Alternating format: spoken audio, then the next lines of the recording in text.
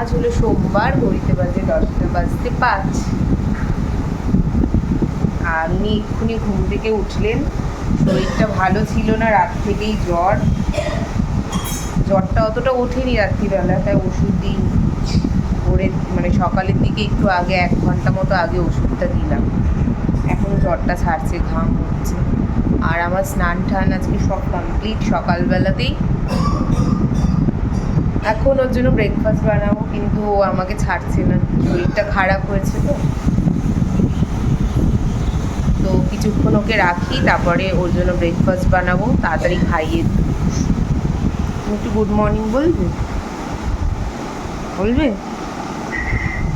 বলো, বলে না? বলবে না।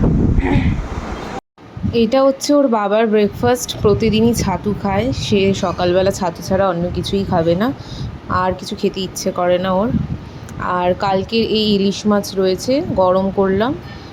ইলিশ মাছটা ছিল অনেকগুলো, রাত্রে যেহেতু আমি খাইনি আর ওর বাবাও খায়নি, তাই জন্য রয়ে গেছে ইলিশ মাছ। আর এর মধ্যে আলু আর উচ্ছে সেদ্ধ দিয়েছি।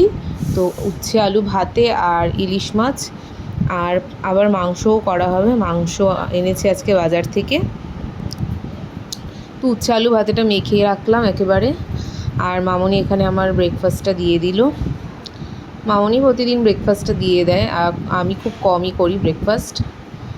আর উনি এলেন এক্ষুনি খেতে। খাবে তো না, ওই নেবে, ছিঁড়ে টিড়ে মুখে দেবে, আবার ফেলে দেবে। এই হলো ওর কাজ। কখনো সখনো খায়, কিন্তু জ্বর হয়েছে তো, জ্বরে তো মুখে একদম স্বাদটা চলে যায়। আমাদেরও সেম হয়, আমরা তো বলে দিই, কিন্তু ওরা তো বলতে পারে না, তো একদমই খেতে ইচ্ছা করে না।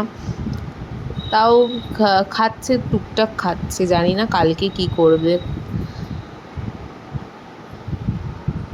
ব্রেকফাস্টটা সেরে নিয়ে আমি ওদিকে মাংস রান্নার জোগাড়গুলো করে নেব, আর মামনি ওদিকে থালা বাসন মাজছে। আজকে মাংস এনেছে বাজার থেকে, সব পেঁয়াজ রসুন সব ছাড়িয়ে রাখলাম।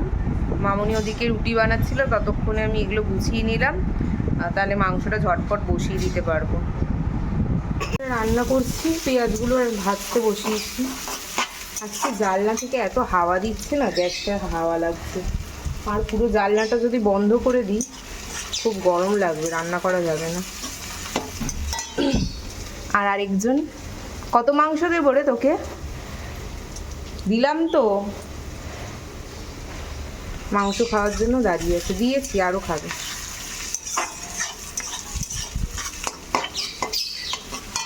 এই আদা রসুন পেঁয়াজ সব বাটা হয়ে গেছে। পেঁয়াজটা ভালো করে ভেজে তারপরে দেবো।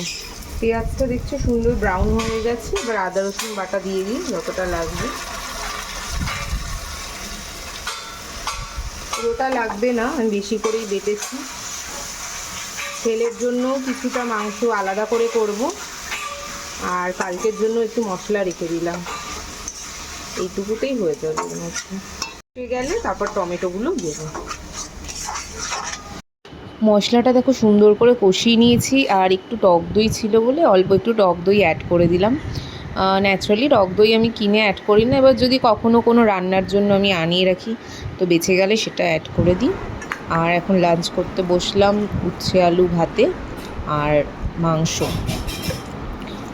বিকেলবেলায় এসেছে আমার স্টুডেন্ট পড়তে, এসে কাঁদছে, হোমওয়ার্ক হয়নি বলে এসে এখন কাঁদছে, যদি ম্যাম পানিশমেন্ট দেয়। বাজে এখন 10টা, অনেকটা লেট হয়ে গেল ছেলের খাবারটা করতে। প্রথমে ভাবছিলাম যে ভাত খাওয়াবো, কিন্তু এই জ্বরের মধ্যেও ভাত খেতে চাইবে না, ওই জন্য রুটি করলাম। আর জ্বরটা না ছাড়া পর্যন্ত তো খেতেও চাইবে না, জ্বর রয়েছে গায়ে।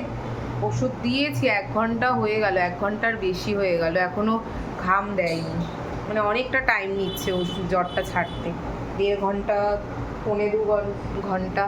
এখন রুটিটা করলাম, ভিজিয়ে দিই, খাইয়ে দেবো। রুটিটা ভিজে গেলেই খাওয়া নিয়ে যা নখরা করবে সে তো বুঝতেই পারছি এখন। তো চলো ছেলেকে আগে তাড়াতাড়ি করে খাইয়ে দাইয়ে নিই, রাতও হয়ে গেছে, সব তাড়াতাড়ি সারতে হবে।